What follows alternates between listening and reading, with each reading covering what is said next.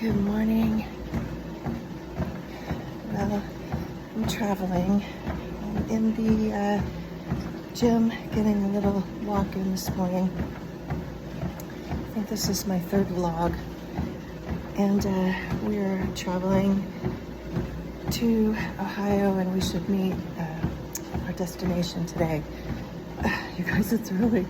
The alarm clock in our hotel room didn't get turned off, so at 6 o'clock it went off. I hadn't planned on getting up that early because the weather is really cold. We are in Knoxville, I think it's 6, and the parking lot is icy. And so I was gonna leave closer to 11, give us time to sleep in.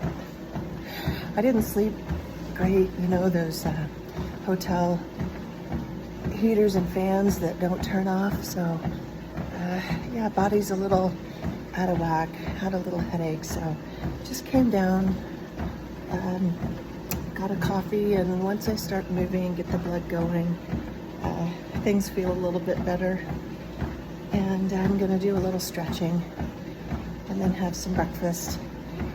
So hopefully, I think we might have some snow when we get closer to Ohio, but hopefully the rest of the travel will be okay.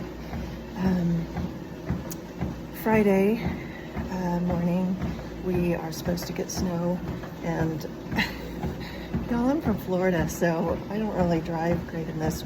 We did spend a number of years in Kansas, so it's not like I've never driven in the snow, but I don't love it.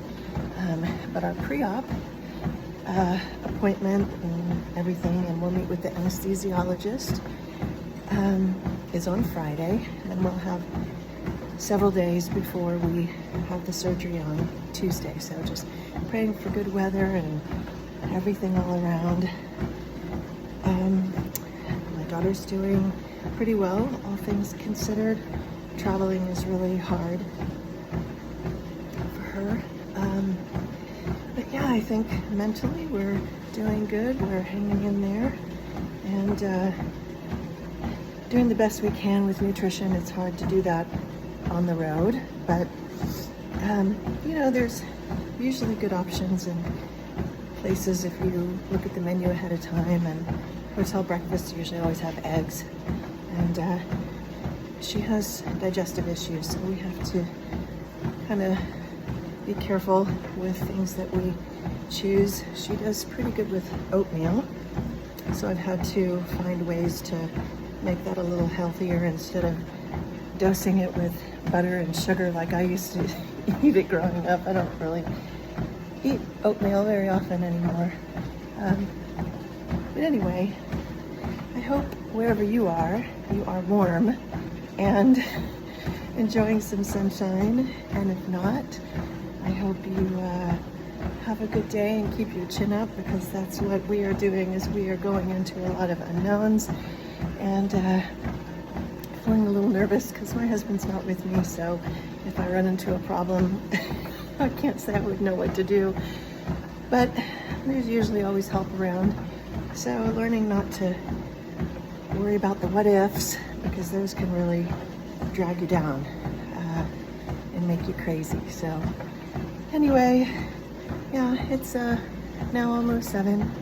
Coffee's finally kicking in, and at least I have a smile on my face today. Be well, and until next time. Okay, so I thought I would probably share a couple of things here at the end, because I don't know, I feel like I didn't really provide you much input as to caregiving, and that's kind of the point of this vlog. So I want to just say 3 things as we've been traveling, and each time we have traveled, of the things that have been helpful. So whether you are a full-time caregiver or maybe you're a mom, and it doesn't matter to what age, but especially if you have little ones or if you're a new mom, I think this kind of applies. Excuse me. And really just things that have been helpful for me are self-care and sticking to your routine, whatever that is and whatever works for you, and not worry about what ifs and things that you can't control. So self-care is super important. You know, I have my own health journey, and for a long time I used to sort of put everybody else before me in my family as a mom, and when the kids were little, and I didn't really, well, I tried. It wasn't that I didn't try to take care of myself. I've always tried to take care of myself, but there were ebbs and flows to that where I would put myself on the back burner. Like, you know, I'll get my fitness in after I get the kids sorted out, or I'll do this, or you know, focus on an interest or a hobby or something that I enjoy when the kids are a little bit older, you know, and just kind of neglected myself for a long time until I hit a crisis of my own when our daughter got sick, started having symptoms, and we didn't really know what was wrong. And I had to sit down and realize that I can't keep doing that because I was in desperate need of addressing prediabetes and a lot of chronic health issues that I had because of my weight. And I have a whole story about that. I have a blog about my transformation story, and I think I have some videos on my channel if you want to look at that. But I don't neglect that part of my life anymore, and I realized at the time that it was really necessary for me to take care of that situation, regardless of whatever other crisis was going on in my life. So as the analogy is, put your own oxygen mask on first. So I really had no idea what I needed to do, but I figured it out. And so for 3 years now, successfully being healthy and reversing all of my chronic health issues and prediabetes and being at a healthy weight, that always stays on the front burner for me. And that doesn't always mean that I'm hitting the gym. You know, some days you need a day off, and like today, I hadn't really planned on working out while traveling, just because it's stressful enough. But I knew I needed to. I always try to get some moving in, especially when you're spending a lot of time in the car. And I knew, even though I felt really bad when I got up this morning, I knew moving, getting the body going and warmed up would work things out and I would feel better. So, you know, check in with yourself every day. You know, I've gone through bouts of depression, ups and downs, watching my daughter suffer, which is really, really difficult. And working through those emotions and not allowing it to pull me to a place that I don't need to be, because, you know, I have to take care of her. And if I'm no good, you know, how am I going to help her and serve my family? So if you're struggling with depression as a caregiver and you need someone to talk to, or a support group, or get a book, or whatever it is that is helpful for you. So the point is, self-care is super important. So stay on that journey, put yourself first. It is not selfish to do that if it helps you serve those that you love. If you're putting yourself first at the expense of everyone else, then that's different, but that's not what I'm talking about. So second thing is, stick to your routine. You know, I don't let travel or doing things outside of our norm from the house be a reason to just fly by the seat of my pants, neglect our nutrition, eat food that doesn't serve our bodies, or create a lot of inflammation and digestive problems for her, or put pounds on me. So I have to say that nutrition stays pretty important for us. And just our routine, waking up at the same time if we can, getting the meds in, and the supplements and the vitamins at the same time. It helps keep her sleep regulated.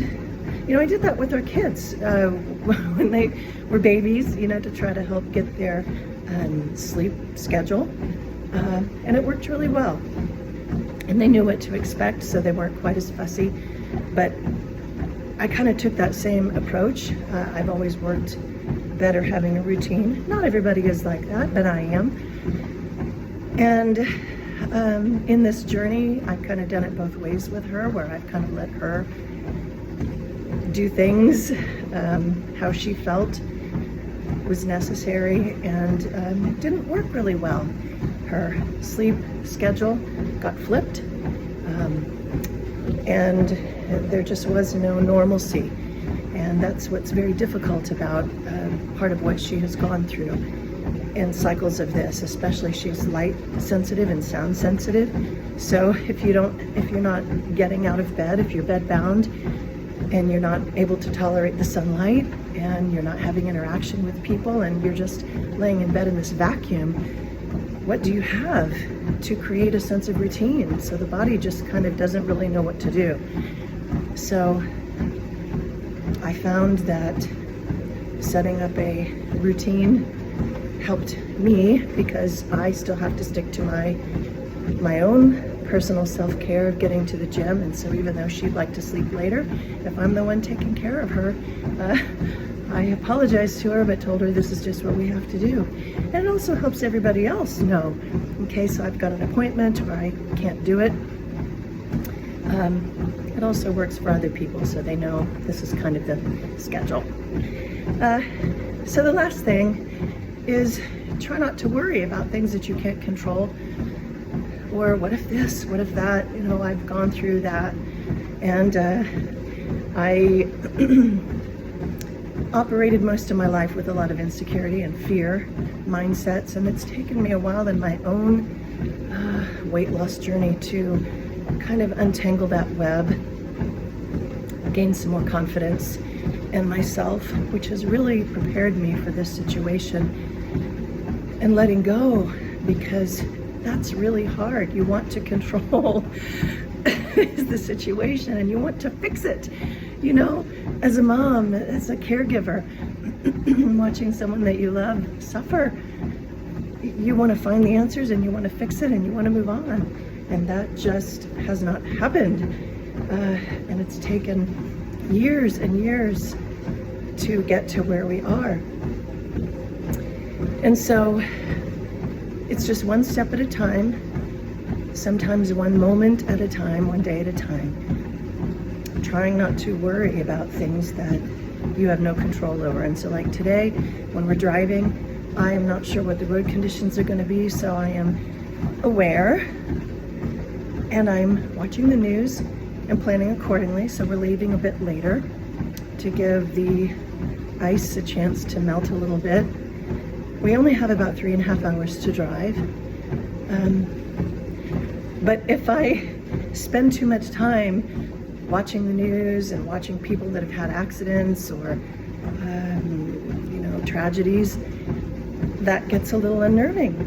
And then you might start to worry. And so I don't dwell on that, and I don't watch things and put things in my mind and my spirit that are going to drive my stress higher than it already is.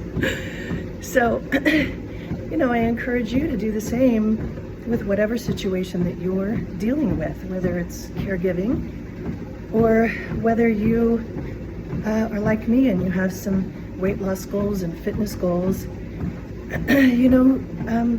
Just self-care, it's the same thing, self-care, love yourself enough to stick to what it is that you need and what serves you and your body to reach your goals, however that needs to happen. And stick to your routine, stick to your plan. If you have a plan that you know is solid, that works, you can be flexible, but don't continue to step outside of that. If you find that doing that creates sabotage or doesn't work for you. If you find something that works, stick with it, because then it can just be on automatic pilot and it's one less thing you have to worry about. And give it time. And don't worry about the things that you can't control. Just deal with things as they come. And just believe that you've got this. Okay, that's it. Kind of a long video. Anyway, be well.